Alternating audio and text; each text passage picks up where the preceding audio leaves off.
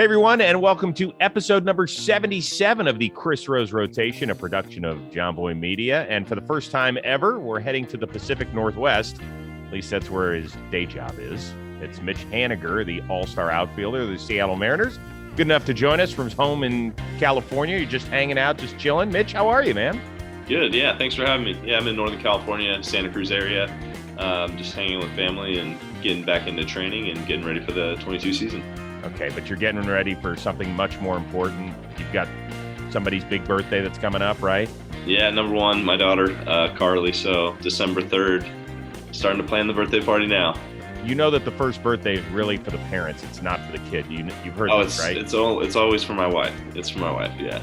Okay, what are we doing? Are we having it at home? Are we having like a big bouncy? Are we, I don't know, bringing in mythical characters? What are we doing? No, just some balloons and some family and some cake. Nothing crazy.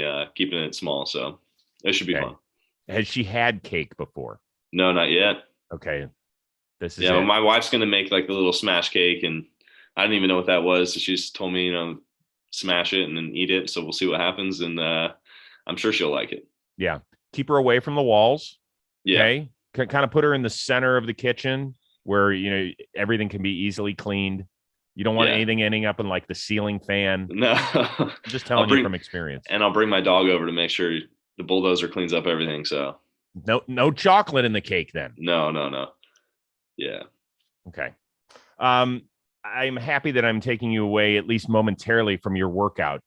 I saw this on Instagram the other day. I don't know if you're getting ready to wrestle a bear or what in the world that video was. Yeah. But can you please explain what this is? Yeah, we call that the Gator Wrestle. That's a 300-pound sandbag, and started doing it last off season. It just takes a lot of core strength, and how you have to use your feet to propel you off the ground. It was really good for my back and my core, and coming off all the surgeries, the whole off season last year was designed to get my core stronger, get my back stronger, to withstand and play 162, and then this year a lot of the same stuff. Okay, I have a bad back. I have a surgically repaired back. I'm not so sure I could do this. I certainly could not do a 300-pound sandbag. Yeah, you got to ease your way into it. Build up slow. Yeah, and one other thing, I would also be farting all over the place because when I'm tightening my core, I would just be shooting. I'd probably throw myself through a wall. I'm sorry, I don't know how you do that. Yeah, got to get it out before the workout. There you go. Yeah. Good. All right, so you are a Northern California boy. San Jose, correct? Yep. Okay, so did that make you a lifelong Giants fan? Yeah, I grew up a Giants fan. I grew up watching the A's and the Giants, but I liked watching Barry hit all those home runs. He's every year it felt like he was hitting 50 to 70. So when I was growing up, I watched a lot of the Giants. Are you old enough to have gone to Candlestick? Yes. Yeah. Especially for Niners games too. All right. Best tailgating at Candlestick. You were no, you're not that old. You were tailgating. No, I wasn't 10? having any drinks there, but yeah, or out there, hot dogs and playing football in the parking lot. All right, so what are you, early 30s? Are you 31 or so? I'm gonna be 31. Okay, so 31. Let me just do the math here on the fly. Do you remember the Super Bowl 29 victorious Niners? No, I don't. Oh my gosh! Oh, this is so demoralizing for me. So what do you? Like you missed all the sweet stuff for the Niners. For the Niners, yeah, I missed it. I missed all the good stuff. I mean, we had some good years with Steve Young, and then there were some dark times after that. Yeah. Yeah. But then Cap got you to the Super Bowl. Yeah. And then Jimmy G. Well, I'm not going to say Jimmy G got you to the Super Bowl, but Jimmy G was along for the ride. Yeah, so and then I'm like conflicted. The Niners got good again, and I was playing for Seattle, so I was kind of like, I can't really say anything. I'm in the middle. When they play each other, I just root for a good game, and I like following the Seahawks and the Niners, but I root for the Seahawks when they're not playing the Niners, and I root for the Niners when they're not playing the Seahawks. Okay, but you were totally conflicted in the NFC Championship game, the game where Richard Sherman was calling out Michael Kraft. Like you had a rooting interest. Yeah, but I think I was. I think that was before I was with the Mariners. So okay. So I was definitely rooting for the Niners. Yeah, I was definitely rooting for the Niners. Okay, all right. So you were like a crazy Niners fan? No. I'm just, I guess average fan. I mean, I would say a little bit of could be better when they're not playing well, and then when they're playing great, I'm definitely watching more games. Okay, But so I feel are like you that's a lot of fans, right? what's that? When the team's playing well, Yeah, you're fair more likely weather. to watch more. Yeah, a little bit of fair weather. So I'm a Cleveland guy, Okay. and lifelong Cleveland fan. Both my kids born and raised here in LA. I've got two boys that are 21 and 16, and they could have gone a different direction. My wife is from Los Angeles, but her family wasn't huge sports fans growing up, so I kind of poisoned them at birth. But they are Yeah. huge. I guess we're going Cleveland Guardians now, Browns, Cavs, everything. Browns. Yeah, they're good now. Yeah, we're up and down this year, but yes, Yeah. yes, and I took them to Game 6 and 7 of the 2016 World Series, and Nice. when we were in it, and all that sort of stuff, and we celebrated when LeBron helped us get our first championship. It's all fun sort of stuff. But you went to a real sportsy high school, didn't you? Yeah, Archbishop Mitty. Yeah. That's one of those powerhouses. Like when you say Archbishop Mitty, you're like, chest is out, right? It's one of those places. Yeah, we've had a lot of good athletes come through.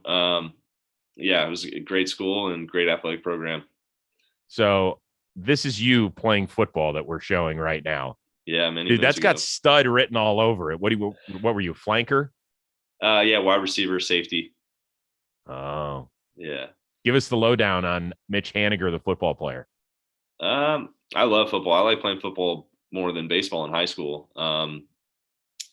I had a receptions record for a long time, but actually that team right there, St. Ignatius, I got a guy recently broke the record, I think a year or two ago. Yeah, it stood for like 8 or 9 years, I think. But football was fun, man. Good times.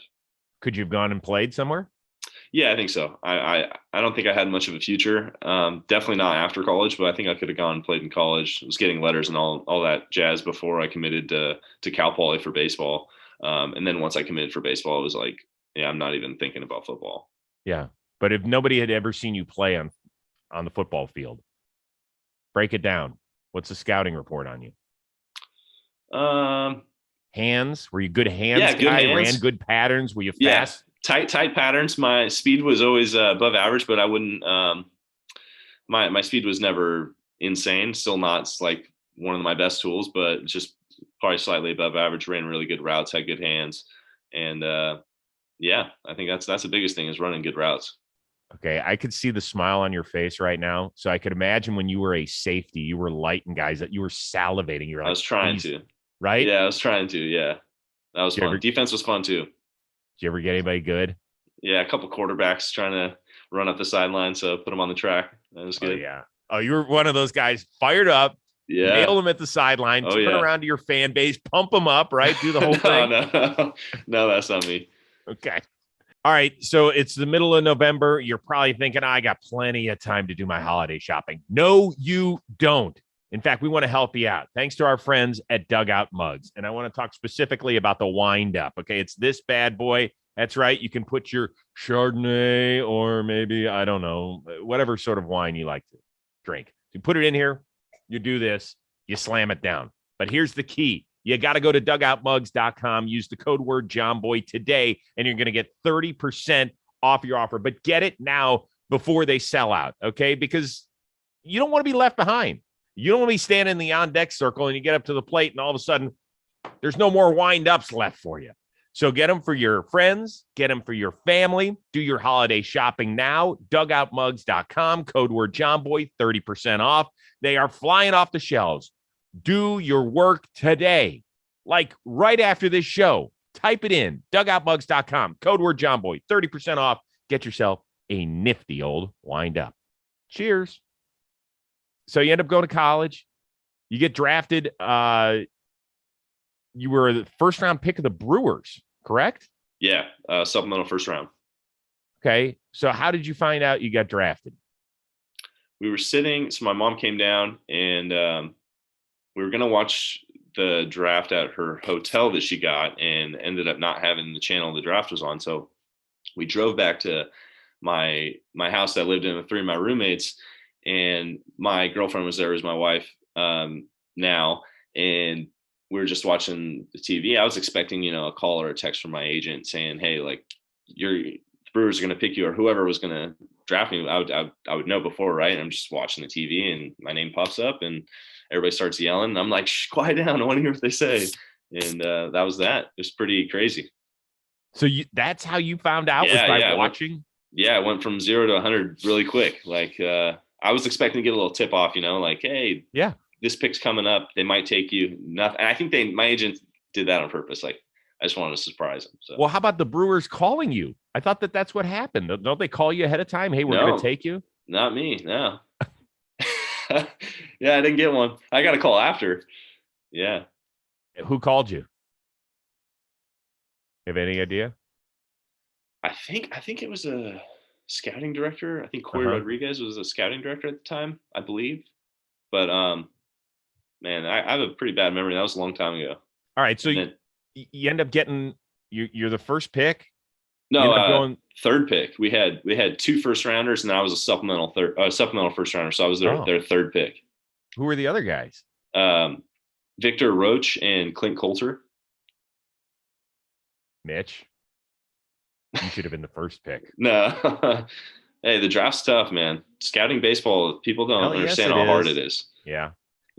That's where you talk about, teams rebuilding and going after draft picks, but it's hard to find the right guy, and also to project a guy 7-8 years down the road if he's a high school kid. Right. There's a lot of development that goes into those years, and it can be really, really tough trying to bet on who's going to be good in 6-7 years. It's not like football or basketball. You're like, you get this guy, he's joining the team. Well, I always love talking to guys about their minor league experience, because at least half of them tell me they wanted to quit a little while in. They were like, I can't do this. I can't live away from home. There's, we're living in some shit town that I didn't even know was part of the continental United States. Yeah. All that sort of stuff. What sort of emotions did you go through? A little bit of everything like that. I mean, so I signed and I went to Wisconsin to A-ball right away. And then I ended up tearing a ligament in my knee after like 15 games. So the rest of that my first summer was done. So I went to Arizona, and that's where I was in Arizona, and I had a roommate who didn't speak English. And that was the first time for me. I was like, man, I am homesick. And in college, I loved every single minute of college. I never was homesick. And the first time for me getting homesick was in Arizona, rehabbing, just like, this is crazy. This is tough, having no friends out there other than the guys you slowly meet. But in college, I had one of my best friends from high school who was on our team, and it was easy. My wife was there. And then going to all these different places, getting called up, sent down, driving all over the country.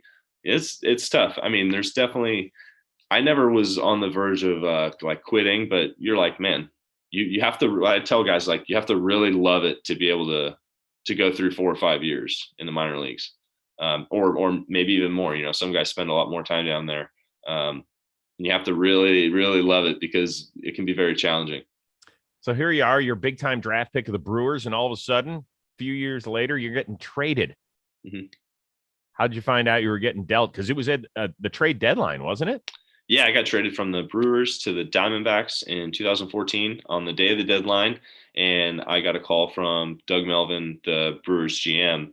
And he was like, hey, I just want to let you know we traded you. Like, you've been great, and we wish you the best. And I was like, who did I get traded to? It was like, if you don't mind me asking. He was like, oh yeah, you got traded to the Diamondbacks. I was like, okay, cool. In my mind, I'm thinking, yes, like Arizona spring training. That's right. Being a West Coast guy, I was just like, all right, cool. So I got traded over, and then I just drove down to join the team in Mobile, because I was in Huntsville, Alabama. Drove down to Mobile, Alabama. Oof. Mm-hmm. Mobile, Alabama in the summer. Yeah, it's hot. It's hot. Suck on that a little while. Very humid. Mm-hmm. When you get traded for the first time, what are your emotions? For me, I was really excited, because I thought, wow, this is going to be a great opportunity. Like, this team really wants me. And I know some guys sometimes you can get like, wow, like, the team that drafted me, I saw myself making my debut with this team. And I always kind of knew there was possibilities of getting traded. Mm-hmm. And I knew I'd never experienced the business side of the game, but I knew, that's part of it. And I always thought, like, if somebody wants me more, I want to play for that team. So when the trade happened, I was really excited, and I thought, this is going to be a great opportunity. And little bit closer to home. So it was cool. You remember your call to the show? Yeah. I found out in the dugout. Phil Nevin was our AAA manager. I was in Reno. We were in Nashville at the time, and he was just pulled me aside in the middle of an inning because I was getting my batting gloves on. And he was like, "You're not hitting." And I was like, "Why?" He's like, "You're going to the show." And it took a long time to settle in and hit in. I just stayed in the dugout for a while. I was like, "What the heck?" I always imagine that would be after a game because I'd seen so many guys get called up before. It's like, "Hey guys, I got something to say," and then the whole team's around. But it was awesome, and yeah, what an experience. So would you get right on the phone? Do you call your wife? Were you married at the time? Still what? So she was my fiance at that time.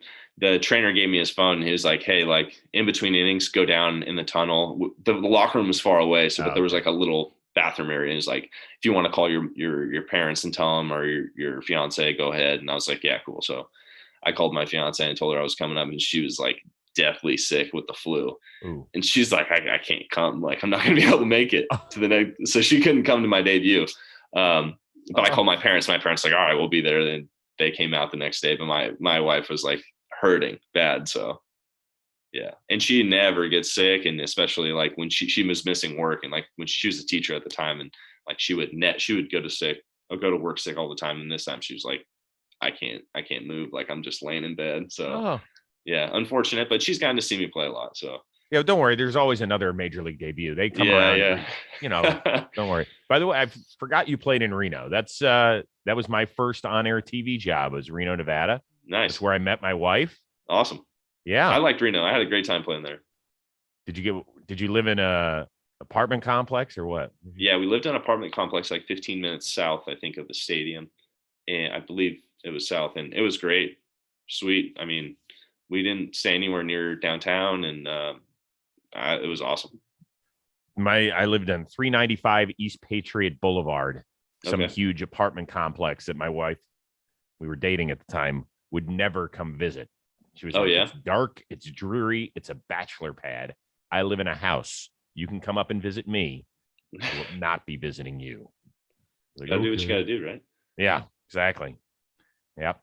So you eventually get dealt to the Mariners. Mm-hmm. Your world gets rocked again. Yeah. And that was another this was a lot more of a shocker because it was the night before Thanksgiving.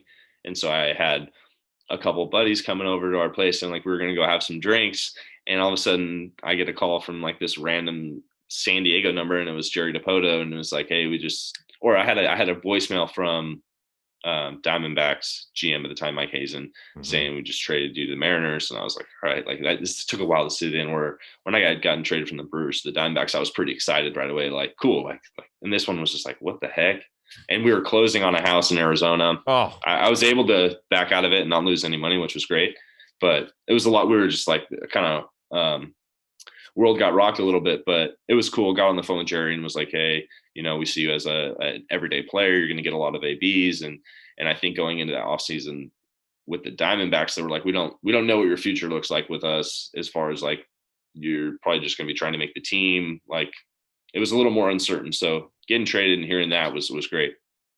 All right. So you go from maybe making the team in Arizona to becoming an all-star up in Seattle. When they tell you that, Mitch Haniger, you are an all-star in 2018, what the hell does that feel like? It was cool. That was I had missed some time in 17. Got hit in the face, had an oblique injury, and had a finger injury, and I had a really good first month of the year, my rookie year with Seattle. And I remember thinking okay, I think I can do this. I can be an all-star, and just got to stay healthy and have a good year. And that was a fun year and fun time in DC.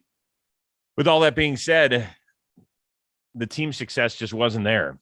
You had some decent teams, some okay teams, but the Mariners have the longest playoff drought of any of the 4 North American pro sports teams. Do you guys hear that up there? Yeah, definitely. I mean, I feel like that's something that's weighed on the players, and I talked about this before, that it's not not one of our players have been there for all 20 years, but you have to kind of embrace that it is our drought and we want to end it. And yeah, definitely weighs on you. And, we're hoping that we were going to accomplish that this past season, and we fell a little bit short. And, heading into the off season with a little more motivation and, hoping we go out and add some big pieces. And next year we're playing all the way into November. Yeah, but that last weekend, or the series against the Angels, where you had a monster game, you had a big home run, you had the go-ahead single in the 8th. Was that the most fun you've ever had playing baseball? Yeah, that weekend was incredible. And, I've always want to make the playoffs, win a World Series. And I've never played in a stadium with that much energy, being the home team. I've been on the other side of it, we go to Houston or you go to another team and they have a sellout crowd and they're going nuts. But I've never played in a game like that in T-Mobile Park. And I'm just praying that, we make that happen and we continue to have that year in, year out for the next couple of years. And it's a special place when the seats are filled and everyone's bringing the energy. I think we all loved it as baseball fans. When you were standing on first base after getting that go-ahead hit, is it so loud that it's just like ringing in your head, or what was it? I mean, I think you're hearing your heartbeat so fast. You're trying to kind of calm yourself down. Because for me, I usually don't get like too crazy and too fired up. And I was pretty pumped up then, just because season's on the line, and we had so much to lose, and we're just trying to stay alive and get another win. And the night before, we had lost after sweeping we swept Oakland. We had an off day, played the Angels, and we lost. I think Friday night was like 2-0 or 2-1 or 3-1. I just remember driving home, and then I was like, this is terrible. Like, I feel like we let down the city. Like, everyone came out and we didn't get it done. Like, we need to win these games. We basically need to win out to have a chance. And I was like, tomorrow we got to make it happen no matter what. Like, we're winning these next 2 games. And just remember thinking, like, it's time to come through. Hey guys, we're friends, right? Let me come a little closer to talk about this, because it's something you don't like to talk about. ED. I get it. Might feel uncomfortable talking to somebody, getting out in the open about it. That's where our friends at GetRoman.com with the keyword JOMBOY are here to help you out. Because did you know that 52% of men ages 40 to 70 have some form of erectile dysfunction? You don't want to put that off in the corner and say, I'll take care of it later. No, because you got somebody special in your life that you want to take care of. So let GetRoman.com/JohnBoy take care of you. You get to speak to a U.S. licensed healthcare professional discreetly over the phone, and they will find out a treatment for you. If medication is necessary, they'll send it to you within 2 days. They'll take care of it. It's fast, and most importantly, it is discreet. That means you don't have to go to a doctor's office. You don't have to wait in a line at a pharmacy and say, okay, who needs to step up next? None of that stuff. They take care of it with a phone call. They get you pointed in the right direction, and then you're going to be back in business. So once again, it is GetRoman.com/JohnBoy. If you do get prescribed some medicine, it's $15 off your first month of treatment. It is that simple. Let GetRoman.com/JohnBoy help you out, and that way you can take care of that someone special in your life. We still saw one of the most emotional moments of the year in Seattle. When we knew that Kyle Seager, this was probably going to be his last game in a Mariners uniform. Scott Service, very classy, came out and pulled him out of the game. And I've never seen this before, where a player is going around hugging guys on the field. Tears are streaming down his face. What was that like for you? I mean, really emotional. I was starting to cry when in the top of the ninth there before the inning started, they were just chanting Kyle Seager, like, all 40 something thousand. And that guy's been just a great leader for our team, for our organization. And man, gives me chills and makes me tear up just watching it again. And I think all of us were just so kind of sad to realize that, like, he's not going to be with us next year. That for me was the hardest part, is like, it's not going to be as fun coming to the field every day without Kyle around. He's had such a huge impact on us. And at the end of the day, I'm just really thankful and grateful that I had a chance to play with him. And I know all the things he taught me, I'm going to continue to try to do that for the younger guys coming up and leave the game in a better place. So what is it that separates him, do you think? Because this is a guy who he's a really good player, but it's not like led the Mariners to a World Series or even took him to the playoffs. Why do you think he was so loved and embraced up there? He's always willing to give his time and energy into other players when they ask for advice or if he felt like he could help a guy. You know, he's brutally honest, and I think everybody really respected that. What does that mean? I mean, if you were shit, he would tell you were shit, and if you were wrong, he wouldn't be like, "Hey, it's okay, buddy." Like he would get in your ass a bit, and but it was coming from a good place, right? He wanted you to be better, and he wanted our team to be better. So for me, this is like the utmost respect. He's like, I'm not gonna lie to you. Like if you ask me, I'm gonna tell you the truth. And I love that in a person, and I love that in a teammate, and I love that in a leader. Just holding people accountable. I mean, Kyle was great with that, and I think he just set that standard of like, this is what you need to do if you're a professional. This is how you need to go about your business, and walked it, talked it, and held guys to that standard. Cool story. Thank you for sharing. Yeah. It was interesting. In the middle of the year at the trade deadline, we're like, okay, the Mariners are in this thing. Certainly not favorites, but they're in it. Then you made a real interesting trade with the Astros in town where Kendall Graveman goes over there and Abraham Toro and Joe Smith come your direction. And there were some reports, nobody attached their name to it, that Clubhouse was pissed. Ended up working out. Toro played great. Joe Smith played great. Yeah. But at the time, did you feel let down by your front office? Oh, yeah. I mean, everybody was, number one, in complete shock, right? The night before, we had one of the best comebacks of the season. Dylan Moore hit a grand slam. I think we were down by 8. We ended up winning 9-8. Mm-hmm. I think we were down 8-0. We came back, won 9-8. And just like everything was buzzing. Everybody's energy was at an all-time high. Next day, we come in the field, and I think I'm in the cage hitting, and we're like, we just traded Graveman, and everybody's like, what? I mean, we had coaches like crying, we had teammates crying.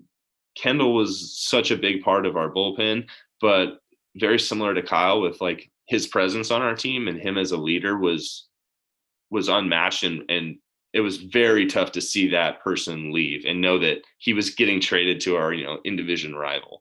I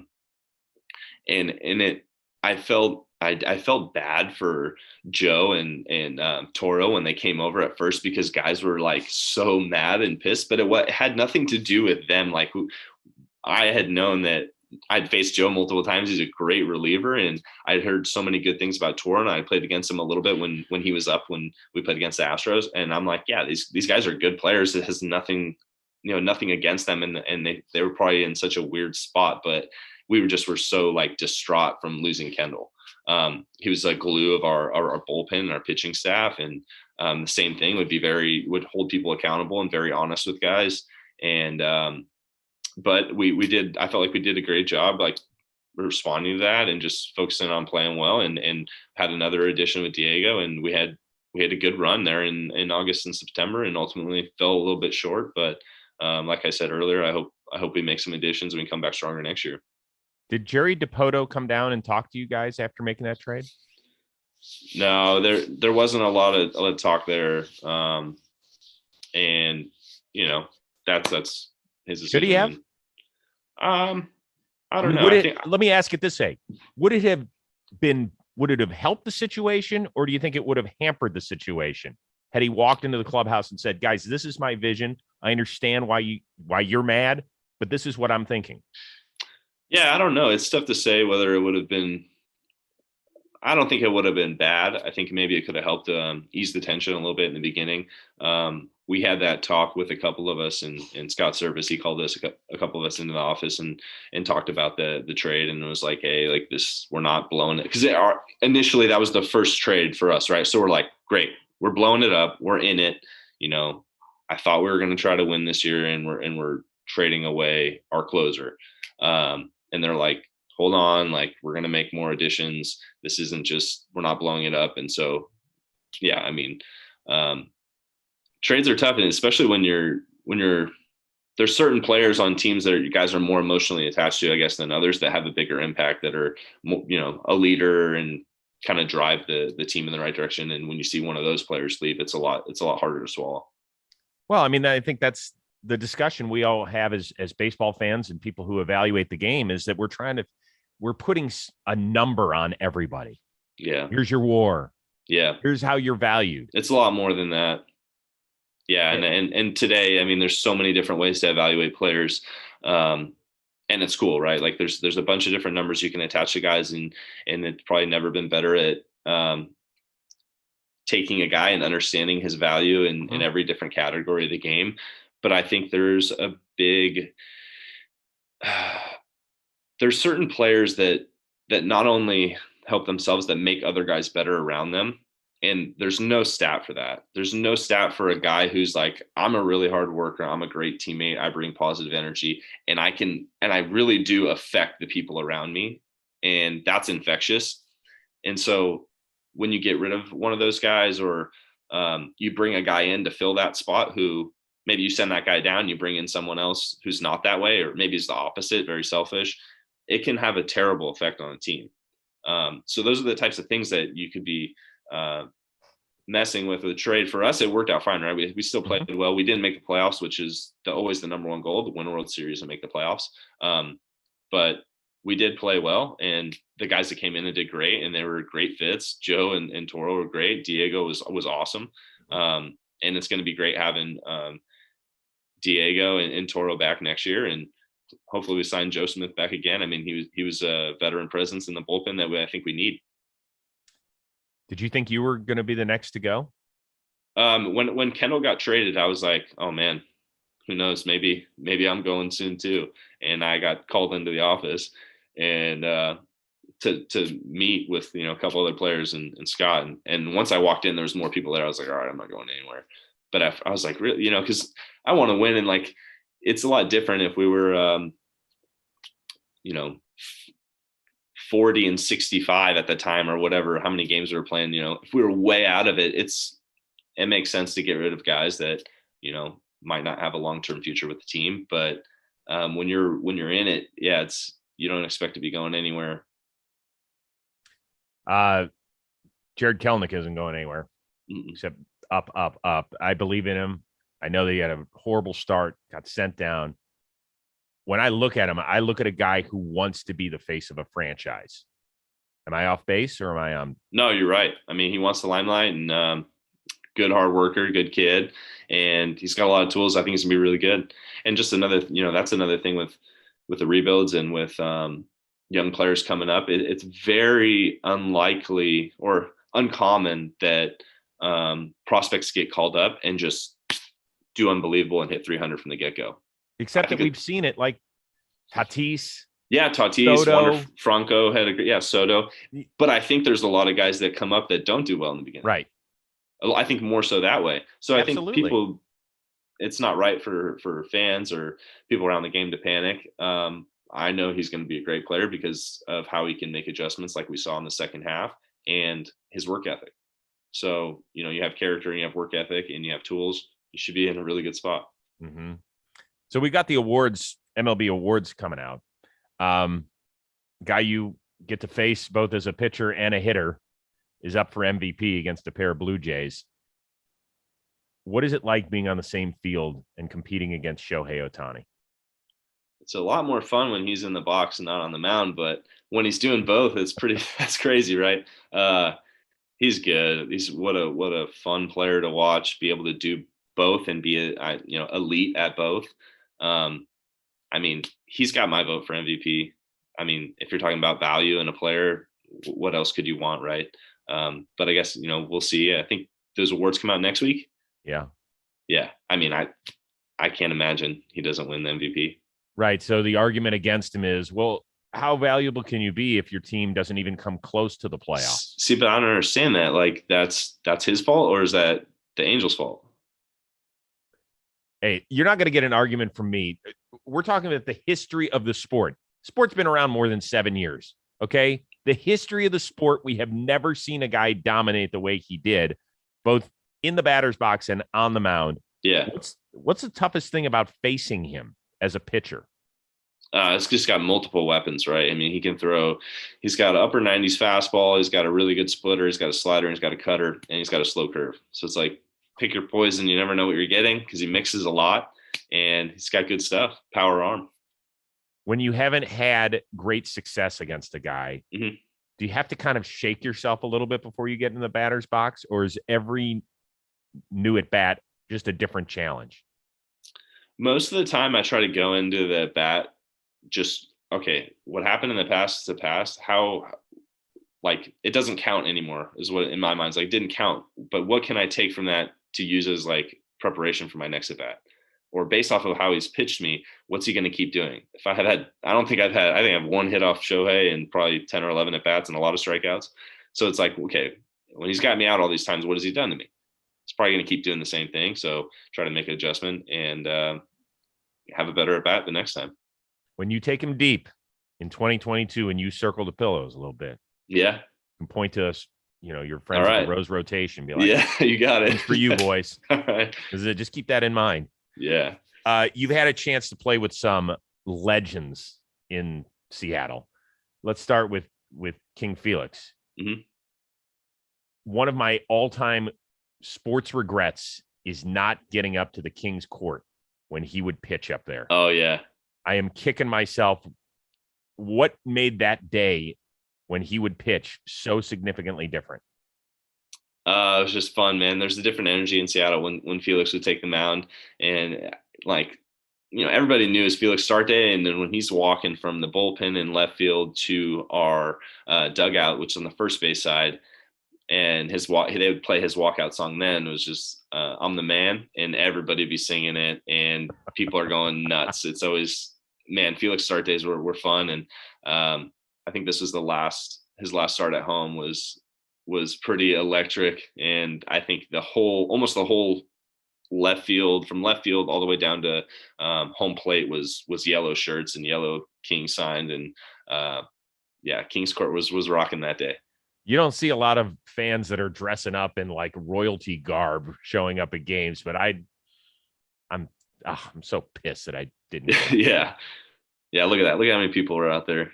Wow, that is so cool. Yeah. Then you guys played in Japan for Ichiro's last game. Yeah. And so this is one thing that I think a couple of the veteran players knew that he was going to retire, or that, this was his like last game or two. I didn't know. I had heard rumors, and I was like, I'm not going to ask him, and we'll see, right? And so when he's getting pulled off field, I'm like, oh my God, this is definitely it, right? Comes back out after the game. I mean, whole place was rocking when he got pulled from the game. But then even after the game, people stayed around we went inside, had a talk with our team.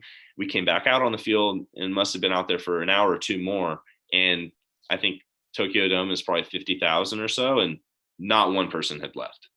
And he's walking around the field, and it is just absolutely craziness. But what a pro, what a professional. And I'd never seen somebody work as hard as that guy. All right, so a few things. Millar always told me he's got us all snowed. He speaks English, and lots of it. Yeah, he speaks good English. When I would ask him very in-depth questions about baseball, hitting, outfield stuff, he would like to speak in Japanese to make sure he got every point he got wanted to get across. And I always respected that because he would always bring over Alan, who's his translator, and he would, take his time and walk me through everything we were talking about. But the common like jibber jabber who's great, spoke great. He's a very funny guy. He's hilarious. I've heard that from a ton of people. When you get a chance to sit and talk hitting with somebody like Ichiro, I know you guys are on the same level because you both do the same job as a major league outfielder. But afterward, are you like, dude, that is so cool? Yeah, dude. I mean, we're not on the same level. That guy's got 6,000 hits right over 2 leagues. No, not on the same level. Even though we're on the same level, it's not quite the same. But yeah, I mean, when he says things, it's like they definitely resonate at a different level than, when you're just talking to one of your teammates. But because they're like, this guy's like one of the best to ever do it. Like how specific he would get with things is like, this is why you're so good. You know, whether it was the outfield or hitting, when you ask him a question, he would get so detailed in what he's thinking or what he's feeling. I'm like, no wonder, you know, you played for 20 years in the big leagues, and I don't know how many All-Stars and Gold Gloves and everything you have, but rightfully so. So I know you said you have a shitty memory, but do you remember one thing that he told you, either about hitting or playing in the outfield, that has stuck with you?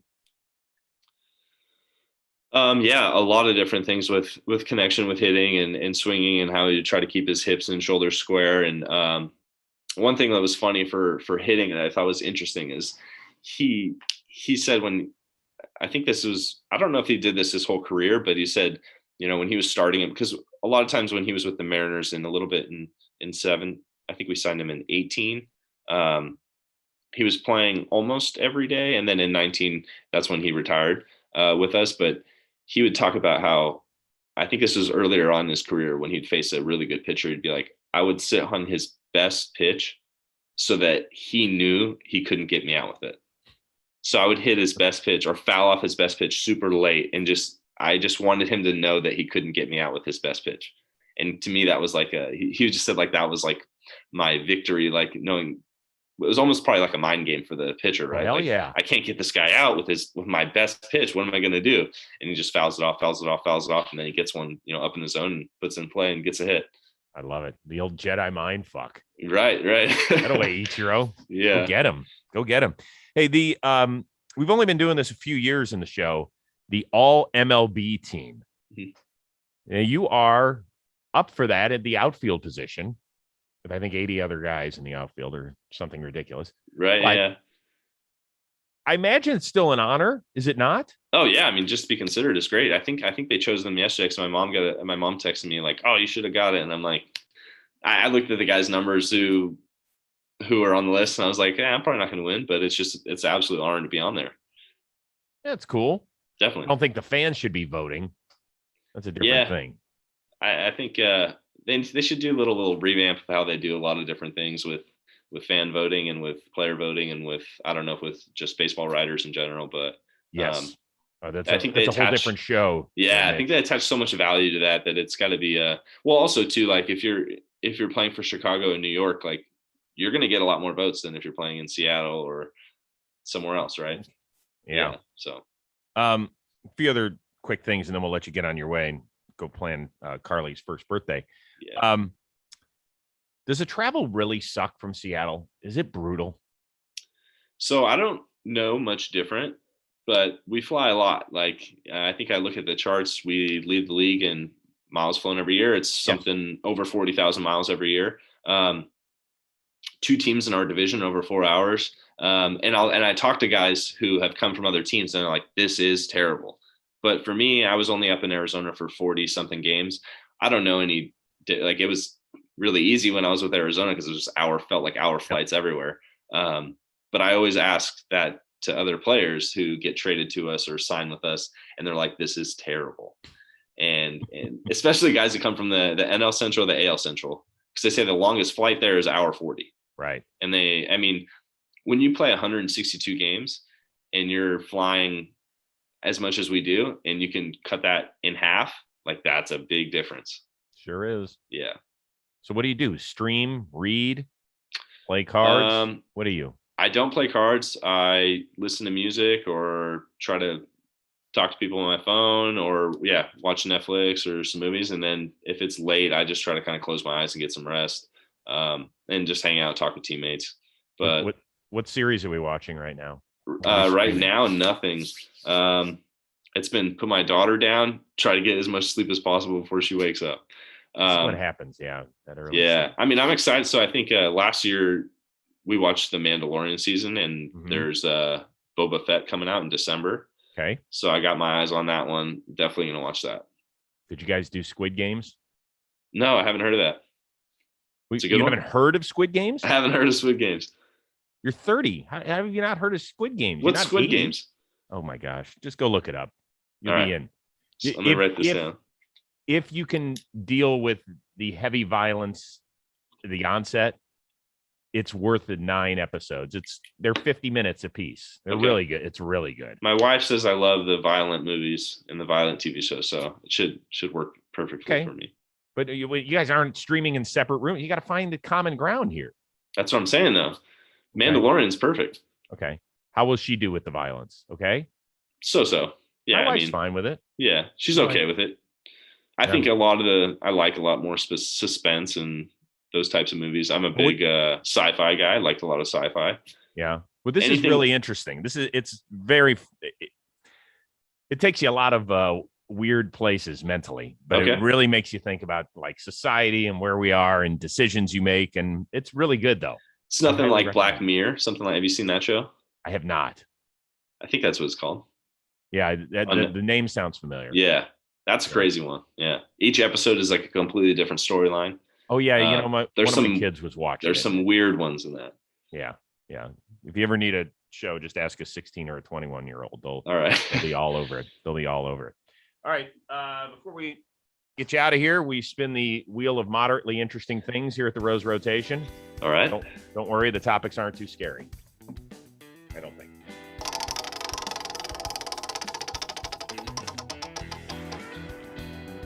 Double play. Haven't done this one in a while.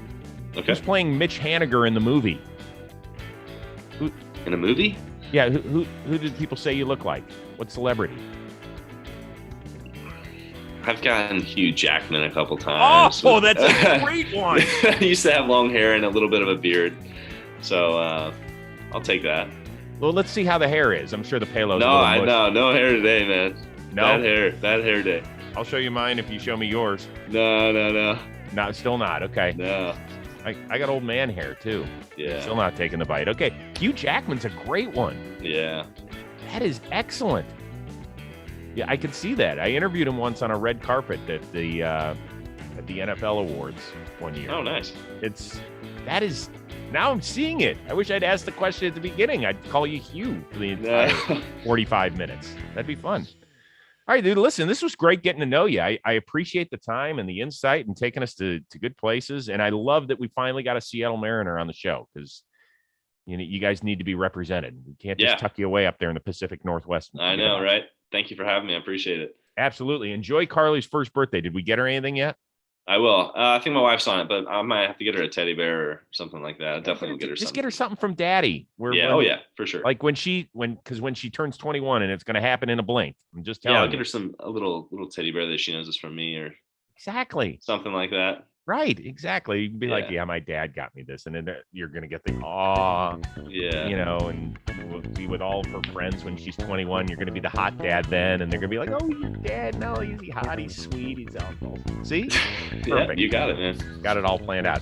It was great getting to see you. Tell all of our fans and friends up there in Seattle, we say hello. Enjoy the rest of your off season. Don't forget to do that gator wrestling drill again this weekend. I love seeing that. I might be doing it today then. Oh, I love it. Enjoy the time with the family as well. All right. Thank you very much. Absolutely. And for our editor, producer extraordinaire, Robbie Scirocco, I am Chris Rose. And thank you very much for watching and or listening here on the Chris Rose Rotation, a production of JOMBOY Media.